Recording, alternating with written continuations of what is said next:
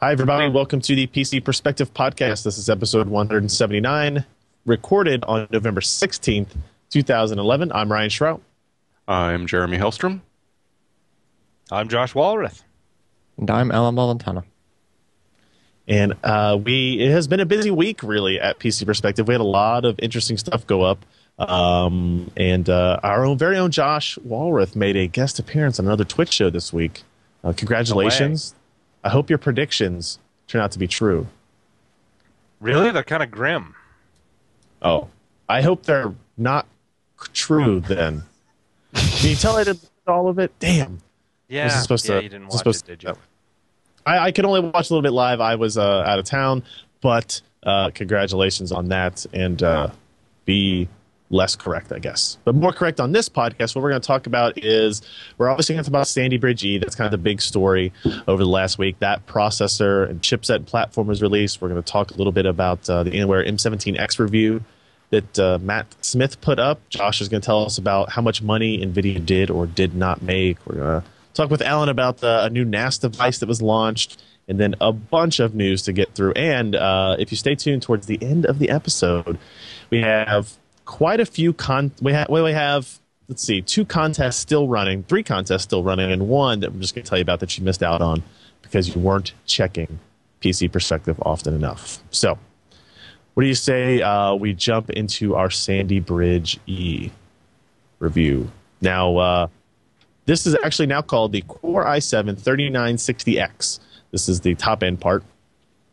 I guess Intel released 2 CPUs officially, the 3960X and the 3930K. The X is extreme, as the X always indicates properly with computer hardware, and the K indicates that it is an unlocked part. Now, the difference between the 3960X and the 3930K is very minimal, actually. If we go to the, let's see, the 3rd page of this article, where we look at the processor lineup, you'll actually see the little table here that details some of these specs. So you've got 3960, which has top turbo frequency of 3.9 gigahertz, 6 cores, 12 threads, 15 megs of cache, quad channel DDR3, 1600 memory, and a $990 price tag. Welcome back to the world of the Extreme Edition processor. Am I right, guys? Pretty much. Well, it's taken up that $1,000 price point, that's for sure. It has definitely done that. Now, the 3930K is 100 megahertz less on your base clock speed, 100 megahertz less on your turbo frequency. It has the same 6 cores, 12 threads, only has 12 megs of cache, 4-channel memory, same TDP, but it sells for $555 apparently. This, to me, is the better part of the 2. We haven't been able to test it yet, but at nearly half the price for only a 100 megahertz decrease, it looks like if you're going to spend your own money on it, that's going to be the part I recommend. But we might be getting a little bit ahead of ourselves. So we've talked about Sandy Bridge E for so long now. Some of you might not really understand exactly what it is. As it says in its name, it's a Sandy Bridge part. So we know the architecture, the CPU architecture very well already. So it's the same basic CPU architecture that exists in the 2600K, the 2500K, the 2100, all those parts that already exist in the LGA 1155 processor socket. What is different is that now it is a new die. It's not the same chip or anything. It's a completely new design. It just uses that same architecture. They have increased the core count. The actual die itself supports up to 8 cores, but there are no consumer variants of that right now. If you look at the die shot, you'll see where there are 2 cores that are disabled, kind of hidden away. And those will probably be enabled in Xeon processors coming up. A little bit disappointed that they didn't offer a SKU with 8 cores, 16 threads, but we'll get into that a little bit later. So now, let me ask you this. Yeah. How big is that damn die? The die is, if you go to the very bottom of that page, because I have to reference it again, is like, it's big. It's like more than 2 billion transistors, or are you looking for a die 460 millimeters or something like that, squared? 435, I think, something like that. Yeah. So, the size of a small dinner plate. Yeah, so it's not quite to the size. It's definitely not as big as Fermi, right? Because Fermi was close to 3 billion transistors, right? And it was not built on a 32 nanometer process. So it's really, really big for CPU. And actually, one of the later pages of the article, you can see pictures of Sandy Bridge and Sandy Bridge G processor, even in their packaging, even in the design of the CPU itself, you'll see how much bigger it is, especially when you consider the other major change to this part is that they took out the integrated graphics. So Sandy Bridge E is 6 cores, 12 threads without the integrated graphics portion. So what that also means is you do not get some of the features such as QuickSync technology. So the ability to do that kind of fast transcoding operation that was very kind of offloading of the CPU, that type of stuff with certain software that we actually were big fans of on the consumer side of things, that is not in there. But you do get the AVX, you get the AVX instructions, you get the AES optimizations and speed improvements there. So I don't know. You know, one of the things I kind of was debating in the article, my opinion on it was, do I think the removal of QuickSync is a big deal? Do I think the removal of integrated graphics is a big deal? Because some people kind of thought that was a negative factor. To me, a user that has a 6-core 12-thread processor is more likely to use more technically based software than, say, you know, Media Espresso that takes advantage of QuickSync technology and that kind of stuff. And I don't know of any like high-end prosumer or workstation-based applications that use QuickSync yet. So I'm curious, do you guys have any thoughts on whether or not it is a pro or a con, or does it just not matter to users that are going to buy this type of processor if there is either integrated graphics to have, you know, extra display outputs or that QuickSync technology? Jeremy, take it. Do it. Oh, come on, Josh. You spoke first. Come on, you're the first guy that says his name after Ryan. You're up. Yeah, I already commented. But, no, I honestly, for what most people are going to be using this for, I'd be surprised if they even noticed. Yep. This is not something you're going to buy with the full intention of using the integrated graphics on it, nor do you probably even realize exactly what QuickSync might do for you. So, honestly, yeah, I think it makes a lot of sense. And besides, this is sort of a half an EB. Like this is almost in a way the new generation of Xeon sort of cut in half and put it for the enthusiast market. So why would you design the architecture in a way that's going to take advantage of stuff that wouldn't make the slightest bit of sense on a server? That's true. Especially considering this is going into that Xeon marketplace, right? That's what this chip is designed for. Alan, were you going to say something on that? There is sort of a flip side to that because the integrated graphics would be slightly handy in the server market, but I just see people like those motherboards, manufacturers are just going to throw some really simple integrated, you know, non 3D capable solution on there, which is sort of a shame because with some of those come like lesser compatibility and you sort of get some oddball issues every now and then.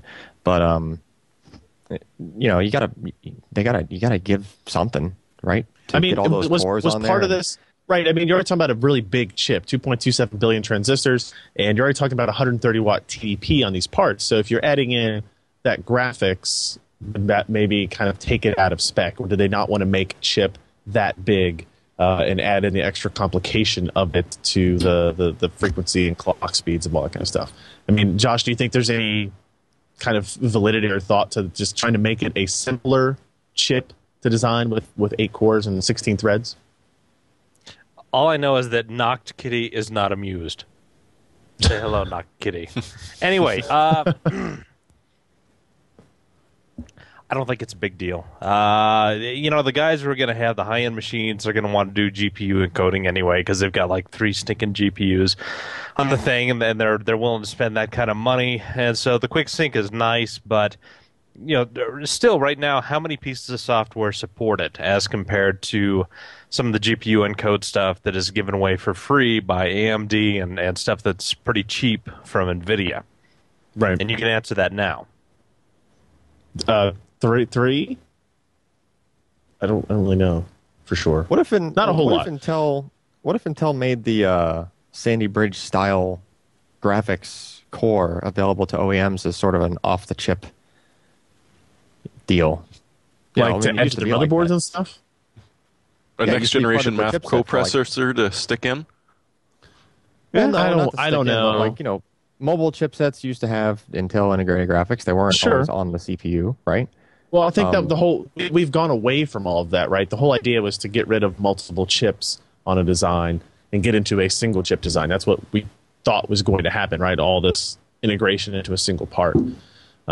yeah, but this I is don't the know. bleeding edge of CPU horsepower here, and they just simply can't fit it, right? CPU So, horsepower, but not CPU design, right? Sandy Bridge has been around for a year.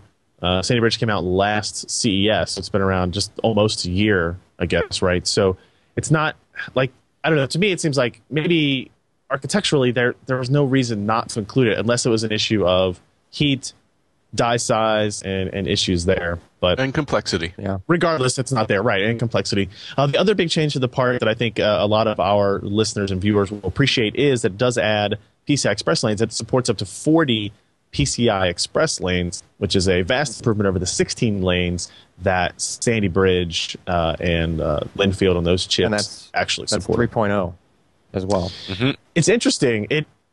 It's not officially labeled or branded or marketed as PCI Express 3.0 by Intel because they say that in their marketing material to us, the kind of subplot of it, the little footnotes say that the PCI Express lanes are capable at running at speeds of 8 gigatexels per second, which is the speed of PCI Express 3.0.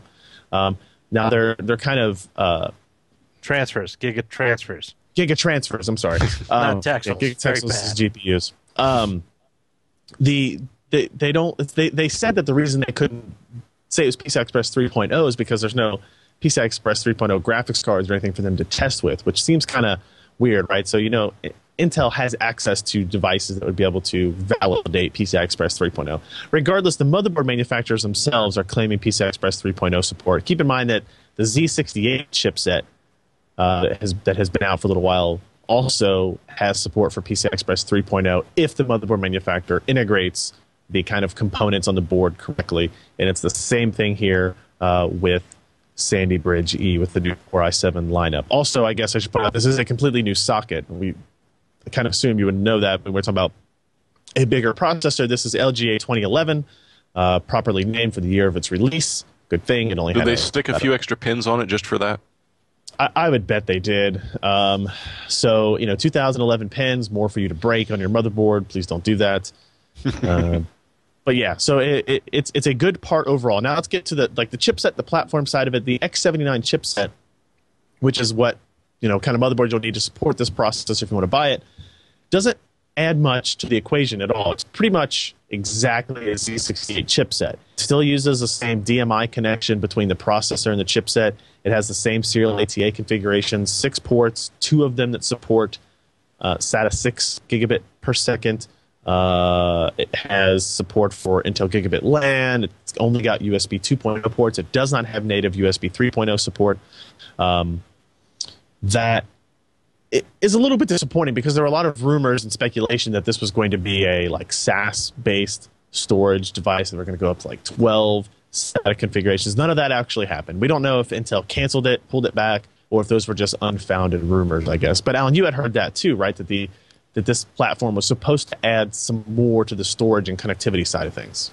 There was a picture we saw of a board that I thought was Sandy Bridge E. It was maybe about a month back, and we even showed it on the podcast. That was, here's this perspective Sandy Bridge E board, and we were talking about the four memory channels and whatnot. But yeah, there was 10 or 12 serial ATA. I don't know if it was SAS, but heck, I would even take just 10 serial ATA ports. Not even all of them 6 gigabit, right? Because that's right. That's more ports. People are running out of ports on some of these things, depending on what they're using them for. Yeah. But they might have just said, "Hey, let's just reserve that for enterprise level something." Who knows? With 40 lanes, it's not easy, or it's not hard to tack on storage now because you have just so much PCI Express. But my primary concern, though, is that historically the Intel integrated controller is the best one. So if you get more ports, you want it on that. Just so you can hang more heck, they scale. It scales up incredibly. So if you put 6 or 8 SSDs behind that thing, you could probably easily match even like the R4 from OCZ as far as like IOs per second. With 4 channels, I've hit like 200,000 IOs per second here. And that's with just first generation like X25Ms. That's not all you've hit there. But if you were able to get 6 or 8 channels on that thing, you could push it further as long as you had enough CPU to handle it. Right. Which with this type of processor on this platform, you would definitely have. Right. If we look at some of the pictures of those motherboards, one of the things you'll see is there are lots of DIMM slots. I think we had 6 of these motherboards in right now, trying to get through them and actually do reviews of those motherboards. Only one of them only had 4 DIMM slots. The Gigabyte low-cost board, the X79 UD3, has 4 DIMM slots. All the other ones, the MSI, the 3 ASUS boards, the Intel board, they have 8 DIMM slots, which allows you to populate it with a ton of memory. Even if you're just using a quad channel configuration. So, buying 4 gigabyte modules is going to give you 16 gigabytes of system memory, which is a ton of system memory. Very few people are going to need 16 gigs of memory, but it's nice to know that you have it. You don't have to worry about it. The quad channel controller kind of forces you into these configurations. Even if you kind of go down to the 2 gigabyte modules, you're going to get 8 gigs of system memory, which is a lot. And I think the price difference between 2 gig and 4 gig modules is so minimal that the majority of people are going to go at least to the 4 gig modules. And then if you populate all 8, you're talking 32 gigabytes of memory with 4 gig modules. So now you're getting into of system memory, and what are you actually going to do with it? There's ideas of RAM disks types of thing. That's one of the things that ASUS likes to show off. Is if you've got 32 gigs of memory, you make 12 gigs accessible to the system. You create a 20 gig RAM disk. There are pros and cons to that, but if you want like super fast drive to write with, if you're doing photo editing or something like that, that's a good option, and it's different than using an SSD, and you're utilizing your hardware in a different way. And we like the flexibility there. Other things you see on the motherboard are lots of PCI Express slots, thanks to the 40 lanes of configuration. Pretty much every motherboard we have of the 6 here supports 3-way SLI or 3-way Crossfire configurations. And a couple of them, like the ASUS Rampage 4 Extreme board, actually supports 4-way Crossfire and SLI, all depending on what layout options they use and that type of stuff. So this platform with that type of connectivity options does kind of become the best hardcore enthusiast gamer overclocker style platform, because this, it's the first. We went from the X58, which had a lot of PCI Express lanes, to Linfield and Clarkdale and Sandy Bridge, all of which had 16 lanes. So you were limited to 2 slots of by 8 if you want to do multi-GPU. Kind of limited what other kind of accessories you might be able to install, storage controllers, 3-way SLI and Crossfire and that type of stuff. And this board vendors don't have to deal with Enforce 200 chips. They don't have to deal with any kind of PCI Express bridges. There's just lots of flexibility in the platform right out of the gate. There's tons of information to talk about with Sandy Bridge G. We don't want to spend the entire podcast on it. It's really fast. Go to the review, look at the benchmarks. You'll see some interesting trends. One, single-threaded performance is pretty much the same from Sandy Bridge to Sandy Bridge G. If you have a particular application that you use all the time and it's single-threaded, the frequencies aren't going to differ very much between these parts. So you're going to see very similar performance levels, pretty much identical, because they're both the same core, right? So you've got a quad-core and a 6-core part, but they're based on the same architecture. Obviously, the benefits you see with a 6-core CPU happen when you look at the multi-threaded applications like Cinebench, like Euler, like Handbrake, like a lot of these types of things. So you can go back there and check out what performance looks like for your particular style of application. It's not going to change a lot of what we think about gaming performance, especially single GPU gaming performance. We're going to do some more testing with multi-GPU gaming performance. When we get into SLI, 3-way SLI, Crossfire, 3-way Crossfire, you need a lot more CPU horsepower. The driver does a lot more work in the back end to keep those things working. You might see benefits there with this system. Also, you're getting higher bandwidth PCI Express implementations. One of the slides, actually one of the pages that was the cottage, or the studio rather, was just posting up there, was looking at performance per dollar. The 3960X, the Extreme Edition part, that's going to be $999 or more. I think Newegg had it for over $1,000. Is nowhere near close to the best value per dollar. I don't think anybody that listens to this should expect that to be the case. It's funny, there were a lot of comments on our review kind of complaining about the $1,000 processor and why would you ever review it this? Why would you compare it to the AMD part that's $245? And it's like, I guess we haven't had a $1,000. How quick we forget. I know, we haven't had a $1,000 Extreme Edition part in a long time, since the 990X. And that was kind of a 8 filler. months ago. Yeah. Was it that recently? Long time ago in a galaxy far, far away. Well, the 980X before that, how long ago was that? That was a couple of years, right? Not even a In year. my view, in my view, the 990X was kind of like oh yeah, we have some more of these chips. Let's turn it up by 100 megahertz and send it out.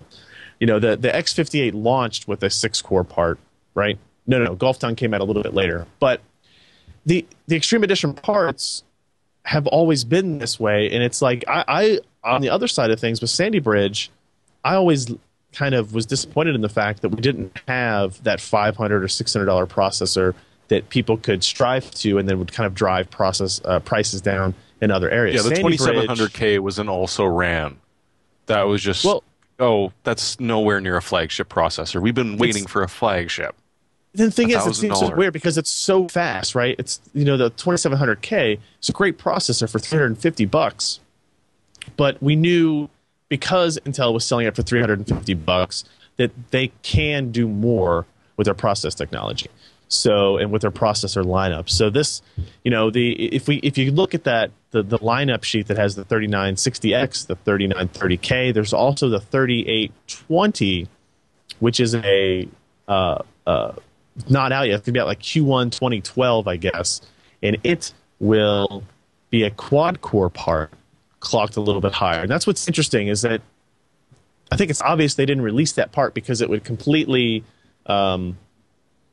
gut the sales of the 2600 and the 2700K, because that's going to be about the same price level that it's in. And then when you couple it with the X79 platform and all the additional kind of, you know, the PCI Express lanes you get, it's going to be the best enthusiast system, I believe, when it gets released. I think that part will be like the Core i7-920 of the X58 life. We'll have to see, obviously, if anything changes between now and then. But I'll leave out the rest of the stuff. We talked about this for too long. Performance per watt, you can go look at power consumption, how we did on overclocking. There are some changes in overclocking, but they're somewhat minimal, but still nice to see changes in overclocking. Overall, this particular processor is the fastest you can buy. It's also the most expensive you can buy from a consumer standpoint. Although the Core i7 3930K would make a really good, like, high-end system. And I wouldn't surprise me to see that make it into our leaderboard sometime soon in the high-end type build. We'll have to see what kind of you're prices totally like giving that. away the secret now. I said perhaps. It's all up to Jeremy and what he picks and puts in there. But so, I mean, you can look at the prices there. 2600K, so 2700K is $370. Poor AMD with their unavailable FX 8150 still $269. You know, basically kind of quarter of the price of the 3960. But yeah, a very good How part. fast were Very we able to expensive. get this go overclocking? 4.7 gigahertz with all 6 cores. NAS. So that is a 1.1 gigahertz overclock over the 3.6 gigahertz that Turbo Boost gives you with all 6 cores. So that's actually pretty significant. Like that's like 30% or something like that boost. More than that, actually. Boost in performance. Is it still you can't mess with the front side bus? You just have to ramp up the multiplier. That's what's interesting. They changed an overclock. You still can only adjust the front side bus by like 5 to 7 megahertz, right? That was kind of the holdback with Sandy Bridge. With Sandy Bridge E, they introduced something called straps, or another multiplier that will allow you to take that frequency from 100 to 125 or to 150 and then use the multipliers accordingly. And the thing is, like, if you start at 125 instead of 100, you institute a 1.25x strap or whatever each motherboard BIOS implementation, kind of describes it as.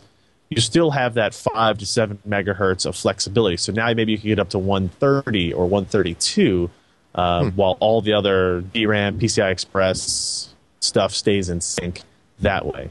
Pretty cool.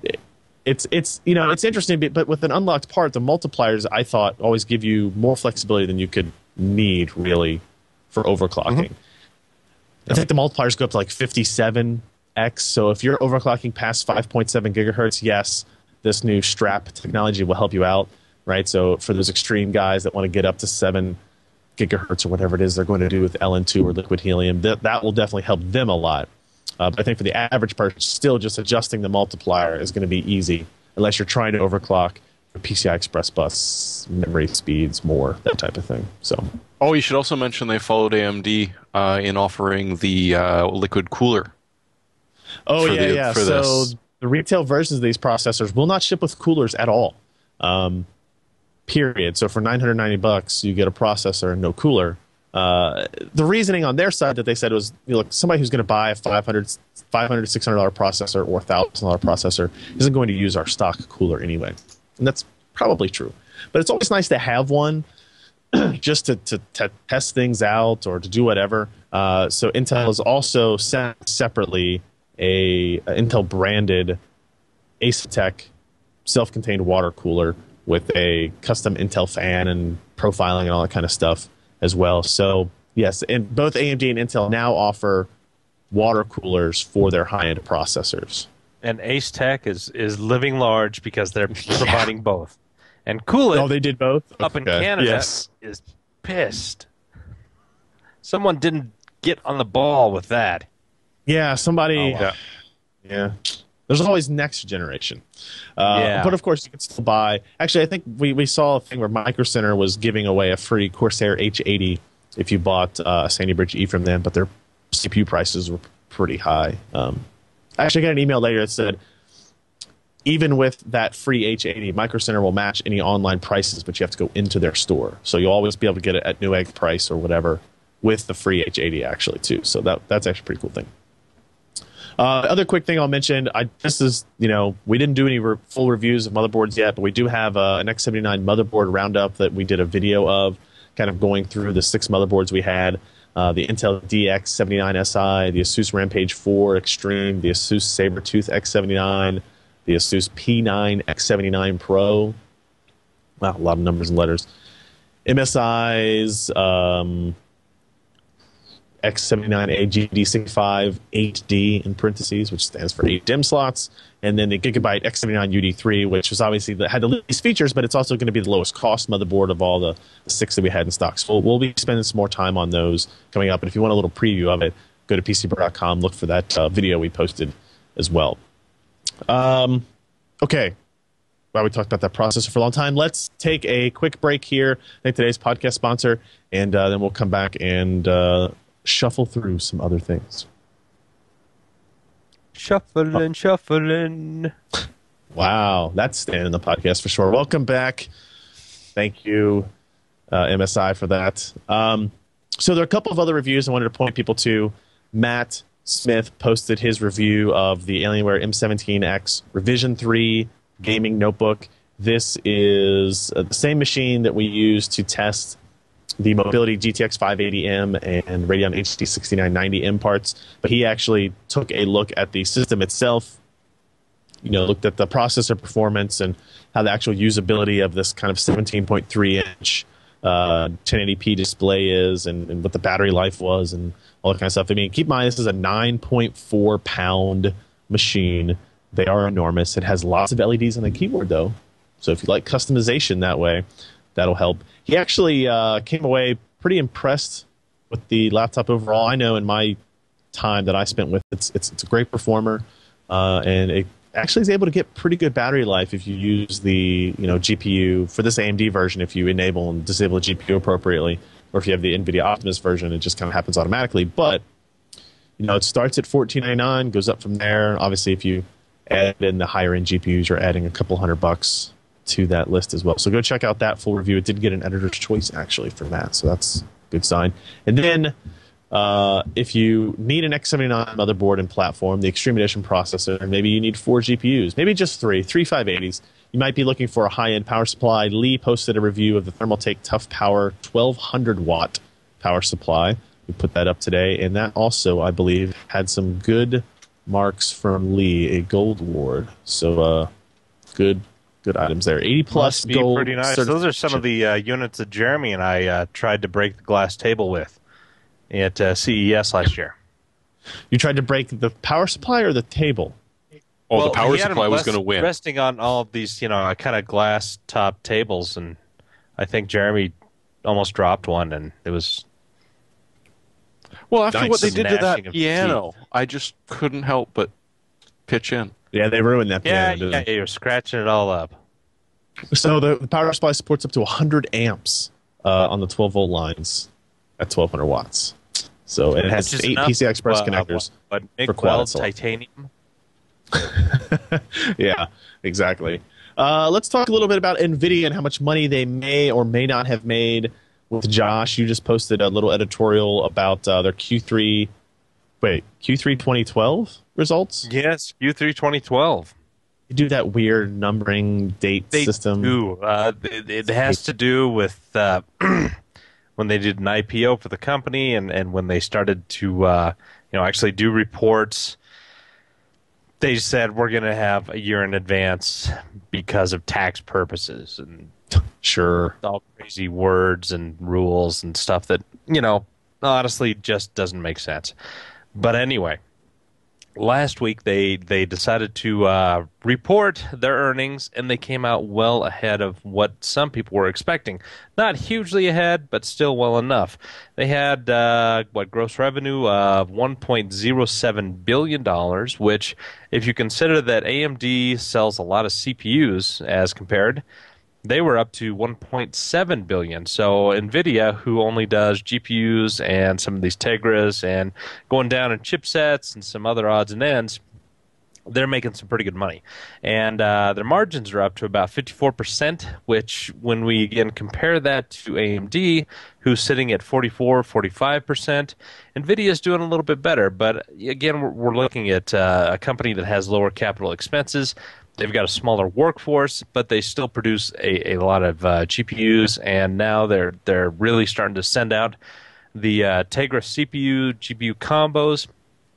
They're starting to do well. So the primary areas of growth were Integra and professional graphics. They had something like 20% increase in professional graphics over the quarter, Wow. and they're doing well there. Tegra is really starting to take off. It's not making a huge amount of money. It's something like 180 million at this time per quarter. Is that 180 million profit or revenue? Well, that's total revenue because Okay. if you think about it, Nvidia has sunk a lot of money into Tegra over the past 4 years, probably, in hiring people, getting designs going. I mean, last 2 years ago, we saw the original Tegra in the Microsoft Zune. It was not all that impressive. It had 2-3 wins design win. That's the Ryan hard was part. It's one like of you them. don't know if it was a I have 2 Zunes. Thank you very much. Oh, you were 2 of the 3. Anyway, But yeah, continue, Josh. with the original Tegra did not do well, but it got their foot in the door, gave them some experience, and now Tegra 2 is taking off pretty well. It's not fantastic. It's not overshadowing the rest of the industry, but it is again increasing their market share. And now Tegra 3 is coming up. They've started to ship those. Asus is going to be releasing the Transformer Prime. Is that what it's called? Yes. And it's going to be later this month. So obviously, Nvidia has been shipping chips out for the time being. That's had a positive effect on the bottom line. And they've done well. Graphics in the desktop has only increased by about 1%, and graphics in notebooks have gone down a little bit. And when we consider that both Llano and Sandy Bridge have graphics that are pretty decent, not fantastic, especially at the Intel part, but still, again, pretty decent, we can see that all notebook dedicated graphics, they're just going to go down because most people do not need high-end 3D graphics when their basic processors can give them good enough for free. So when you put that all together, Nvidia did have an impressive quarter. It's up something like 5 or 6% from last quarter. It's up again some whopping 26% from this time last year. And if you consider where Nvidia was last year when they had so many problems with Fermi, Tegra 2 was not out yet. They were still relying on Tegra. It was a giant money sink for them at that time. They were spending a lot of time on design, not spending a lot on actually producing the chips and then selling them for a profit. So when we look all in all, they're much healthier than they are now. They're healthier now than they were then. A coming quarter, they're not real excited about it, and primarily that's because PC sales are looking to be very, very stagnant. Now, a large portion of that is because of this flooding in Thailand that has just wiped out standard spinning hard drive production, and so now instead of having $60 1 terabyte drives you can throw into a system and be able to sell that, the prices have doubled, if not tripled in some cases. So they're looking at a pretty big slowdown in discrete graphics for the PC. And again, they are continually shutting down their chipset business. They're still supporting a couple of customers with chipsets, but it is really negligible now as compared to the overall bottom line. So that's an area not so much of concern, but of dwindling income, and they're hoping to offset that by strong Tegra 3 sales. Apparently, there are more design wins right now for Tegra 3 than there have ever been for Tegra 2, and so it's going to be interesting to see how well that product does. It's about double the size of the original Tegra 2, but they've done a lot of things in there to improve overall power consumption. And when you're talking about a 40 nanometer process, bulk process that right now is very, very mature, very, very cheap to get good wafers out of, achieve good yields, Nvidia is making some pretty good strides here, and I think they're probably going to get some good wins with this. And though people may wings, let's get some wings for Nvidia, but people may question why you would need a quad-core processor for your handheld phone. When we look at the way they've changed the graphics, they've had added that fifth core for the very low-power computing.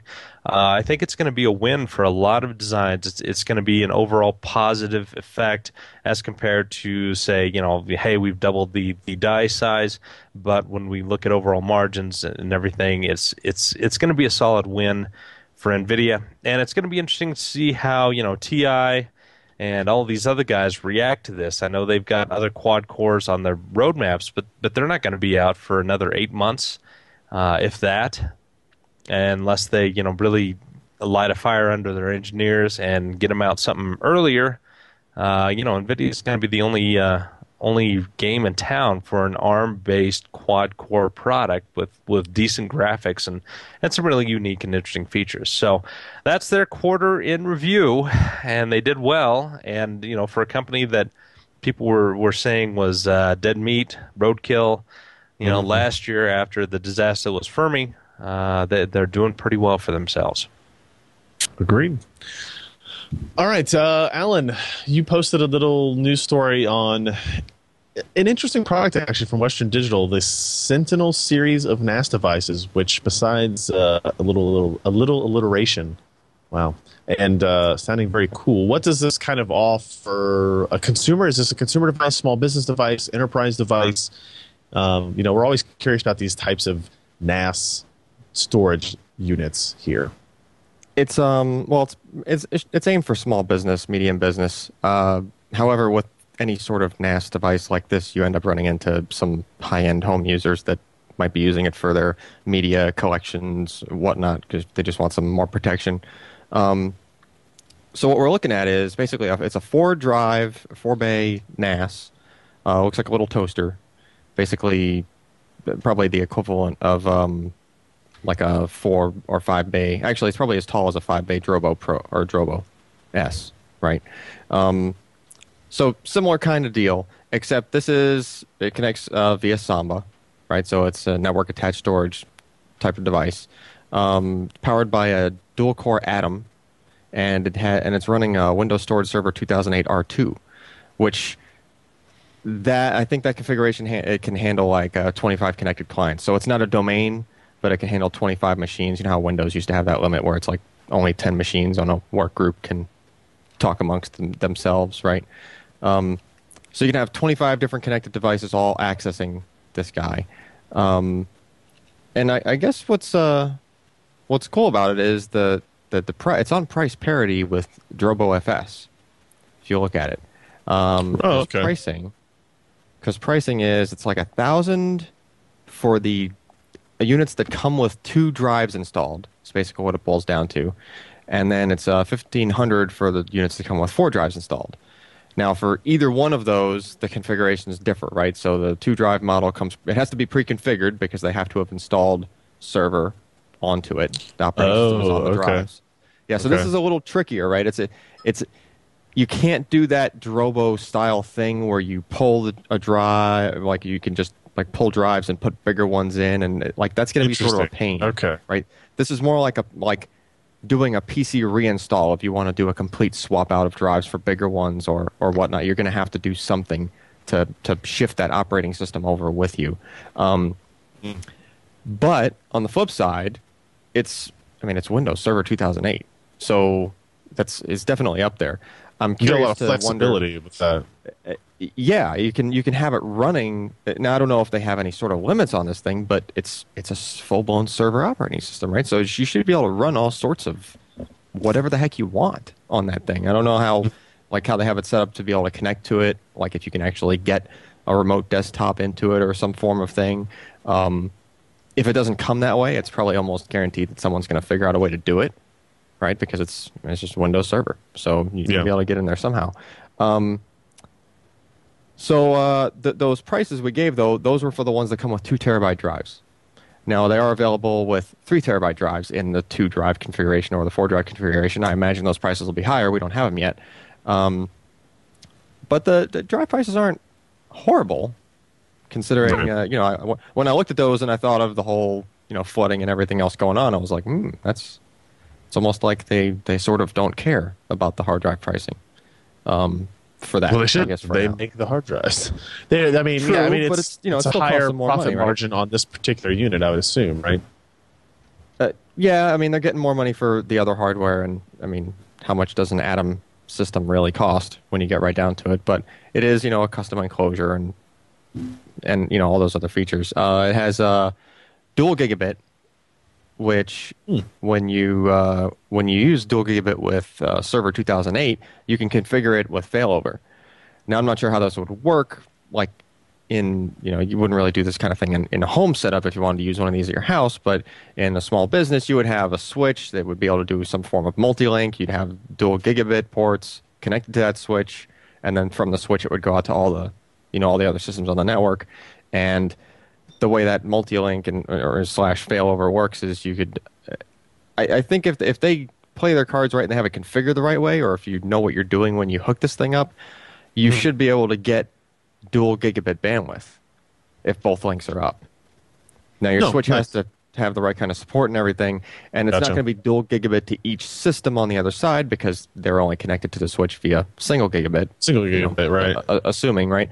But in theory, if you had reads coming from 2 single, gigabit clients, and if the hard drives can actually give that much throughput, and if the Atom can support that much throughput, this thing can output probably, 150 or 200 megabytes a second out of those 2 ports. It's possible. Now, I don't know, we've seen a lot of cases where you get a NAS and it's using Samba. Samba has a lot of overhead, regardless of how much gigabit you throw at the thing. You still get just a fraction of that for your actual transfer speeds. So, proof's going to have to be in the pudding when we actually look at it and see how fast we can make the thing go. It's an interesting kind of comparison here because I'm much more familiar with the Drobo line of products. The Drobo line of products is really stupid simple. You turn it on. The operating system is built onto the board itself, right? It's like a SSD. I don't even know. Is it firmware based operating system? It's all in the firmware, and the way those things are set up, they're so dead simple that you don't even need to install the dashboard on a PC for it to work. You could just throw drives in it. Yeah. And you just throw drives in, and it'll show up, and that is definitely a benefit for home users and small businesses that don't have either an IT department or a lot of IT experience, whereas this machine seems to be kind of like a very strict opposite of it, where you're not going to have the ease of setup, the ease of adding drives, removing drives that Drobo gives you, but you get a lot more flexibility if you want to have external connectivity from it. You want people to be able to connect to it while they're at home. You can't do that with the Drobo. The best you can do with Drobo is Drobo apps that aren't supported well at all, if they even are anymore. So it'll be interesting to see a comparison between them. The only thing that sort of disappointed me on this was the fact that if they're going for small business, why is it only 4 bays? That's what's kind of, it's sort of contradictory about itself. Because they sell 3 terabyte hard drives? Yeah, but I don't know. Some businesses need more than that. Then you just buy more. Then they shouldn't be buying NAS. True. Such a naysayer. All right. Something else interesting we saw last week actually is it's not new, but I don't know we've ever talked about it here in any kind of end user style, but there was a mineral oil aquarium based kind of do-it-yourself system that came from Puget Systems. Jeremy, is that right? It is, and they've been doing it for quite a while now. This is, I believe, their version 3. So for the past 5 or 6 years, they've been first started selling it just as a custom build, and people were like, hey, this looks exactly like a computer in a fish tank. I love it. I want it. And how does it work? Well, mineral oil, it's a half-decent conductor of heat, and if you've got enough of it and it's moving around, it will do the job. So they've gotten to the point now where they're the 3rd gen, so we're talking pretty solid performance, and because they're essentially doing it in bulk, sort of, they've got a laser cutting machine, they've got a bunch of the stuff that makes it a lot cheaper to build.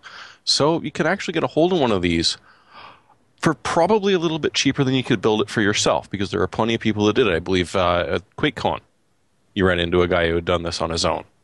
Yeah, Alan, you saw that guy. It was a much more kind of complex configuration than this, right? That was phase change crazy 3M liquid. That wasn't just mineral oil. So that wasn't just mineral oil. It's like $200 a gallon or something like that. Maybe not that much, but still, it's expensive. No, it was more. I like expensive coolant, but that's a little more than I usually pay. Yeah. So what's interesting about now this, they sell it in parts. At least that's what I pulled out of it. Was the nice thing is that they now sell every single part you would need to build one of these on your own from their parts store. They actually sell a whole kit of it, but it does. You're right. It does not ship with the oil for it, so that you have to be able to purchase on your own somewhere. I'm trying to look. They are actually, let me see, 392,406. They actually sent us a kit. And so this could be a huge disaster. But we are going to try to build a system based on this mineral oil cooling system. So let me get this straight. You're going to probably have Ken build this system, and he's going to be running around your office. The intern covered in mineral oil.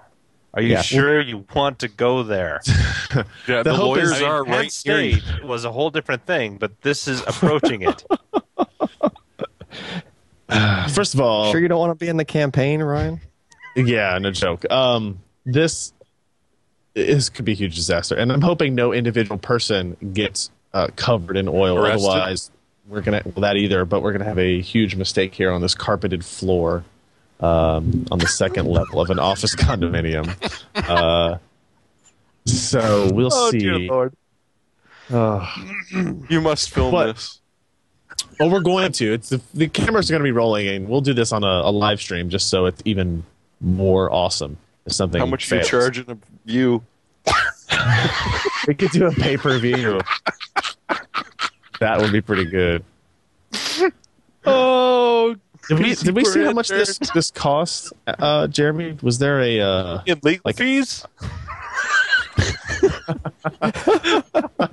They're talking about $600, and it'll $600 take 3 to 7 business days to show up. But you pretty much get it to the point where you can now take hardware, submerge it in, and Yep, here it is. For the best. Puget Systems Aquarium EATX version 4 DIY kit, $595.65. Gets you your aquarium tank and cover, acrylic motherboard tray, 7-slot I/O shield, PCI setup, power bracket, blah, blah, blah, blah, blah. Your water cool radiator, your radiator stand, your submersible SwiftTech pump, 5 feet of half-inch tubing, all necessary screws, barbs, and fittings. So this isn't just... And Puget Systems wants you to know that mineral oil is very difficult, if not impossible, to clean from your components once they're submerged. They did say when you build the system, because they knew we were doing it for review and testing, they're like, pick components, because once you get a motherboard covered in oil, it does not ever become uncovered in oil again. What are they... So it's got a radiator and a pump. So they're pumping the mineral oil through the radiator to cool the oil? Yes. Yes. Interesting. Because most people hear about using mineral oil, is essentially the aquarium itself. Right. But out of the back end of it, you can sort of see the radiator. A lot of people you hear about using mineral oil for this type of thing, they just let it sit there because usually the surface area of the aquarium has enough area, just radiates the heat out. I don't know. Likely not enough. I mean, the thermal capacity of of that big old tank as compared to surface area versus volume, you probably do need a radiator, especially if high-end components. It's going to get toasty fast. I mean, I remember going to CES and that earlier one, Comdex, where they had these and you would look at it, and I mean, they had lower-end components in there just because there was just not enough motion of the fluid as well as, an active cooling down, that it would just kind of boil itself in there. Yeah, and you throw in dual 135-watt TDP processors. That's a lot of heat without even the GPU. They did say, they gave me some recommendations. Whatever graphics cards you use, take the fan off, but leave the heat sinks on, those types of things. It just kind of helps spread all that out. I'm more and more worried. Like, I feel like I'm going to have to, maybe I'm going to do this outside somewhere. You gonna throw the power supply in there, Ryan? Negative. Can I? Oh, come on. Pull the fan out of the power supply and stick it in there. Yeah, I mean, it's got to, right? I mean, no, I think in the diagram I'm looking at, like the hard drive and that kind of stuff stay above the oil. The hard drive, yes. Oh, yeah, the platter-based hard drive might not want to be in the oil. That won't work in the oil. It's sealed. No, it's not. No, it's got air holes in there. I'll put an SSD in there. How about that? Yes. I'll just have the SSD dangle in the fish tank, like have it kind of move around. You should have. It looks like the power supply, the hard drive are held outside of it, based on the little diagram I'm seeing on their site. So yes, we'll play around with that, and we will see just how much of a shitstorm we really create with it. It could be really bad. All right, let's see. What else did we talk about? Antec announced a new case, one we kind of saw at Computex in June, the P280 enclosure. This is a $139, $150 type case. We're going to have a video review of this up very soon, as well as an interview with Jesse from Antec on featuring this product very soon. Pretty slick little design. It fits into the Performance 1 series of cases, even though it is the P280. That's just kind of a branding hiccup, I guess, that came up with when they ran out of 100 numbers that were higher than previous models they had released. So, it has some interesting features. It's kind of like the first completely new design from Antec in a while. That's not the Lamboy Air or the Skeleton or something like that. So it has things like the rubber gaskets for cable routing. It has giant cutout on the back of the motherboard tray for CPU processor changing and that kind of stuff. So you can check out the news post on that. Like I said, we'll have a review of it hopefully up relatively soon. That's pretty much it for news. We're going to talk about some contests that either you missed or you can still enter in. First one is over. We gave away a free copy of Elder Scrolls V Skyrim. Has anybody been playing this game yet? Oh, yeah. Yeah? How many hours in are you, Jeremy? Not very. And I refuse to answer the proper amount on grounds that I could probably be dismissed for the amount of sleep I've been getting lately before work. As long as you're not playing at work, they probably can't fire you yet. I was amazed how, like, I just, I didn't really play Oblivion as much as I should have. Not really much at all. And I was playing out just kind of testing Skyrim, saying, what's this do for graphics cards and that kind of stuff. And, I was like, I'm just going to play around for a little bit. And I started playing it, and all of a sudden, like, an hour and a half went by. And I went, crap, I got a lot of other stuff I got to do. I don't have time to do this. So, let's see. That was a contest we already had, and you lost because unless your name is Jared H, you didn't win. I didn't win. Let's see. So hold on. That was my Everybody's alias. complaining to me in the Skype chat. They want to talk about another story. Throw it into the chat room there so we can throw it. This is Knight's Corner. Is this what we're talking about? Jeremy? Yeah. Well, it's Guys are going Knight's back and Corner, forth and on- it's Interlagos. I just like What? teraflop on a chip. Okay. Explain, That's nice. Jeremy, what we're looking at here. What are we talking about? Well, as usual, you've got, as soon as AMD makes a release, Intel's got to immediately follow it up. So we just saw the Interlagos sort of come out. So Acer, for some strange reason, but more importantly, HP and Dell, have both released the brand new Interlagos chips. So in the, I wouldn't say low-powered computing, but I would definitely say lower cost and definitely high-density computing. Dell PowerEdge, they released a C6145, 4 sockets, which would be a total of 128 Bulldozer cores, and a terabyte of DDR3 stuck into a 2U rack. So Intel immediately followed up and wanted to show off the Xeon E5 with a 1 teraflops Knightsbridge corner board, which is aimed directly at Nvidia's success in high-powered computing. Because, Al, is Intel not aimed directly at Nvidia and HPC? Yeah, they're going straight for him. Yeah. Definitely on that. But yeah, that whole 50 core. This is sort of. It's sort of like that whole their GPU concept they were going for. Laramie. Intel's GPU, yeah, Laramie, and Larrabee. or Larrabee, sorry. Larrabee, not And, Laramie. yeah, not It's the Laramie. Larrabee from Laramie. Yeah. But that sort of died on the fire, but then it just sort of turned into this, right? Because this is one chip, one die. I think it's just one die, Yeah, and it has one die. 50 x86 cores on it, which Plus is vector units. yeah. Well, it looks like each of those cores has an FPU, which is Well, yeah, good. I mean they're very basic x86 cores, like basic when I'm talking Pentium.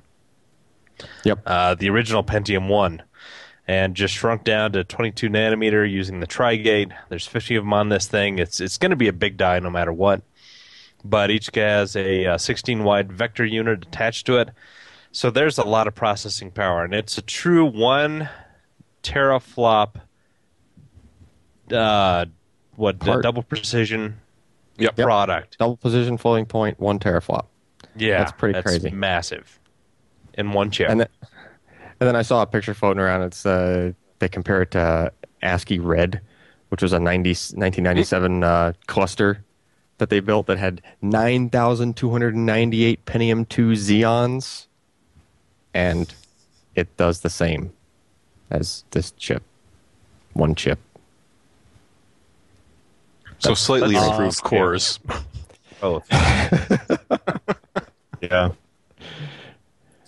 I could name All that right. cluster in one chip.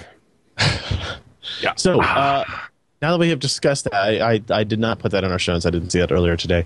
The other contests that are still ongoing. One, if you go to a More Free Stuff Friday post, there's actually a link to a blog from a friend of ours that actually works at AMD, who is giving away a Radeon HD 6870 and copies of Deus Ex Human Revolution. And all you have to do is vote for your Game of the Year pick on that. We also have, Intel is running a contest on their Facebook page. I don't know exactly what they do. 32 and 32. What is this, Jeremy? What are they giving away, and how do people win it? Well, first you got to be on the Facebook. So I'm not quite sure what you do after that, because I'm not on the Facebook. You be on the Facebook. Yeah. And looks like week one, they're giving away the Intel X79 motherboard plus the 3930K processor. Week That's two, right. they're giving away the X79 motherboard and the 3960X processor. Week three, they're giving away all of that stuff plus an SSD. In week four, I don't know, more stuff. Grand finale. SSD plus STD. I hope not. I'll pass on that. The grand prize is they will fly you to the Newegg headquarters for a chance to build your own Intel enthusiast PC valued at over $5,000. So you got 32 days to win this. If our 1-800 number doesn't work for you, then you can't win. It's only good in the USA and Canada, as somebody pointed out. But hey, free, really, really expensive hardware. Yeah, Give it a shot. Free stuff is good. And also, speaking of which, we have our own contest and other contests ongoing. The Free Stuff Wednesday Gigabyte G1 Assassin X58 motherboard giveaway. All you have to do is, if you go to PCPro.com and look for this post, it is on the homepage. We're giving away a motherboard valued about $330. All you have to do is make a comment in our post there, and then you get bonus points and extra additions if you like me on Facebook, because I'm just like I like Josh. you a long I time. need validation. And then Twitter and Google Plus and all that other kind of stuff. So check it out if you like free stuff. And we'll have another contest, I think, later in this week from SI. And we've got a lot of free stuff that's going to be given away here very soon. So keep checking back. All right. Let's round out the show, guys. Hardware, software picks of the week. I see Alan changed the one that I left for him in the show notes. It's disappointing. Yes. So here's my pick. I think we've talked about this before, but it kind of came up because I was looking at all the contests that we were going to have coming up. Random.org is a website that allows me to run contests that are essentially, it's a random number generator website, but it has all kinds of other stuff. And it has all kinds of little widgets that you can do. So you can do like a lottery quick picks, the coin flipper, dice rolling. You can do an integer generator, a sequence generator, integer set generator, decimal fraction generators. You can do a list randomizer. You can do a string generator to make up random alphanumeric strings. It has password generator, clock time generator. So if you want to pick a random time of the day, calendar date generator, those types of things.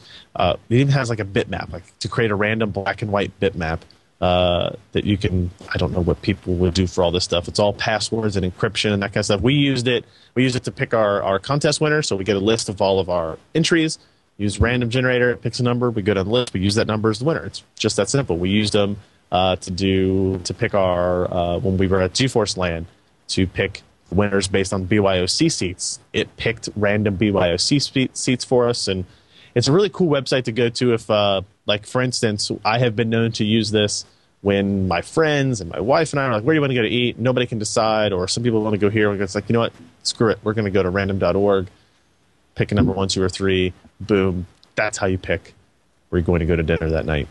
So how are you going to live if this website goes down? How are you going to cope? I mean, seriously. We're going to eat or it's down.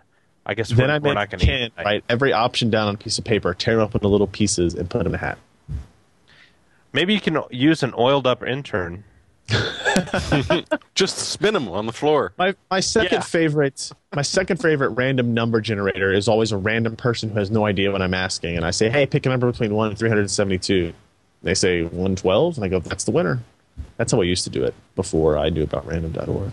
And then that person freaks out, calls the police. Gets out. Because they think they think we've picked the next murder victim, but in fact we've just picked a winner. That's what we call them. Jeremy, what do you got?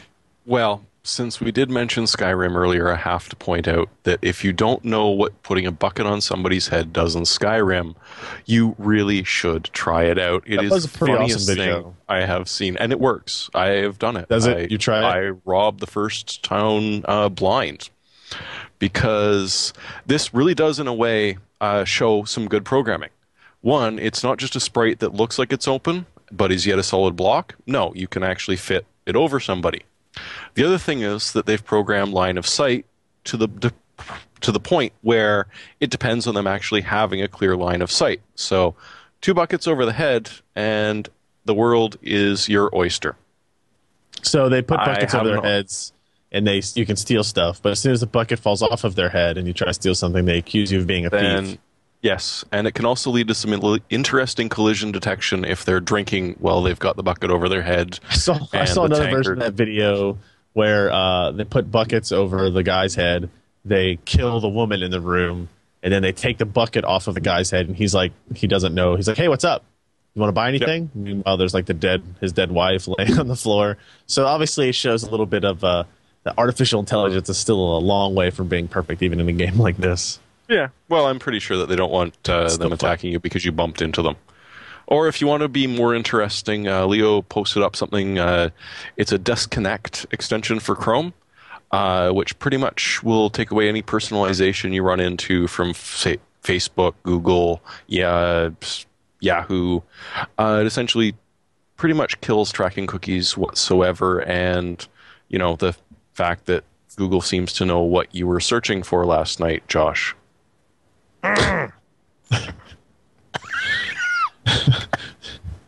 Guilty face. Private browsing. Learn it. Yeah, but do you trust Google to make it really private from even them? Come on. Is that it? That's all we got? We're done now? Yeah, I was tossing it over to Josh to talk about his pick of the week, hopefully. Week. I'm on a roll. Can't help it. With all the spinning hard drives being in shorter demand, prices rising, this is actually turning into an opportunity for people to go to SSDs. And so we are starting to see some price erosion on SSDs, especially the older ones. And the one I picked today was the Mushkin Callisto 120 gig drive. It's the SandForce SATA 2 controller. It's fast. It's $139, $139.99, so $140, and that's without any kind of mail-in rebate. So we're getting so much closer to that $1 per gig for SSDs, and Mushkin is pretty good support. It's a mature firmware for it. It's going to treat you very well for that kind of price. Fushigi in the chat room says, I didn't know Mushkin made SSDs. The answer is everybody makes SSDs now. Especially SandForce. They're rebranded by like every memory-related thing on the planet. And then some, yeah. But the only real downside to that I would see is just you might have to wait a little bit longer if a new firmware is to come out. That's the only possible downside. But the current one is pretty darn good. So, yeah, that's cheap, especially for SandForce. What is your pick, Alan? All right, so I've always liked Iron Keys, and Iron Key is a super duper secure USB flash drive. And before, they would only ever make them in SLC flash models. Now it's kind of up there. There's very few USB flash drives that are like dual channel. So this is actually like a dual channel controller. It does all this crazy crypto stuff. You put your password in there. I think it's AES 256 hardware crypto that if you don't know the password, you're not getting whatever it is off of this thing. Even if you were trying to, even if you wanted to get the flash memory chips out of the drive, just to assume that this stuff wasn't encrypted and somehow you could stick them on a chip reader and read it, you're still going to have a hard time because the entire thing is like the enclosure is filled to the top with epoxy when they assemble it. So the entire thing is just like a brick of epoxy with like a board in the middle and stuff like that. So yeah, it's good stuff. It's like about as standard as you can get, and it's like as good as you can get. DoD uses these things when they need stuff encrypted and to travel with. So the downside has always been that they're really pricey. Well, the prices have come down somewhat over the past couple of years since these things debuted, but on top of that, they've released a different line. So the existing line that has been around forever is now called the S200 line, and that's the SLC models, and those are available 1 gig all the way up to 16 gig. However, now there's a D200 line that's MLC flash, and the price I definitely wouldn't have picked the M200 because that would have made it too easy. Yeah, I don't know. I don't even know what they want the D to stand for because I can't even see from their specs and their PR stuff that what it's supposed to mean. But for the same amount of money, you get twice the amount of capacity. So, which is pretty good. It's like 50% off if you think about it. Yeah. Going from SLC to MLC. When they say it's a little bit slower, how much little bit? I don't know, and I'm trying to find that out. Okay.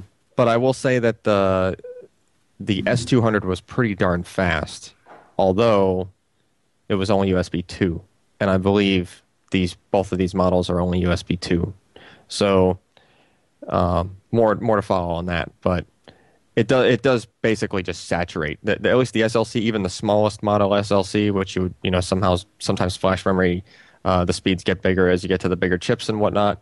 Doesn't really apply to this because it's the same controller across all of the units, I believe, and that controller could just completely saturate USB 2. So you just got a solid like 32 meg per second or something like that out of it, right? Almost regardless of what you were doing. And I don't see that really slowing down with MLC. I wouldn't try to run a VM straight off of it, but you could do that with the SLC one. Nice. Which was pretty cool. Yeah.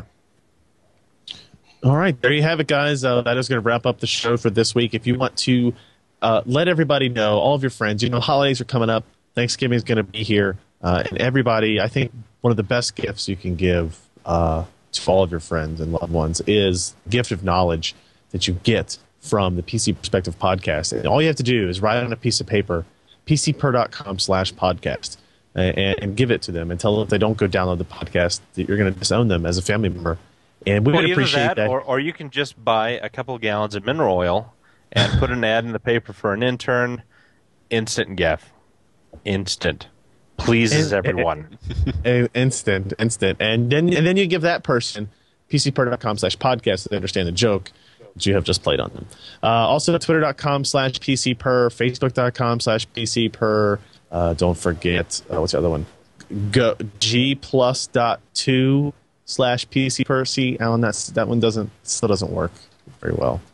G+.2/PCper.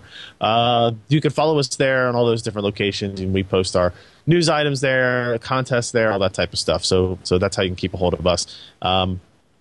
With that, we will go ahead and actually, I'll also forget to mention 1-888-38-PCper. If you have anything interesting you want to tell us in voice speak, actual words, as opposed to just writing things down or emailing, you can do it that way, toll free, US and Canada, and of course, podcast@pcper.com is the email address where you can send us your questions or your feedback, your complaints about Josh's remarks, about interns and stuff like that. That all goes to podcast@pcper.com before it gets forwarded to the FBI. So keep those coming. Or to Ken's house. We're building up a good case against him, and it's about to pay off, I think, is the key here. So, outstanding. With that, we will see you next week. I'm Ryan Shrout. I'm Jeremy Hellstrom. I'm Josh Walrath. And I'm Al Montano. Thanks for listening.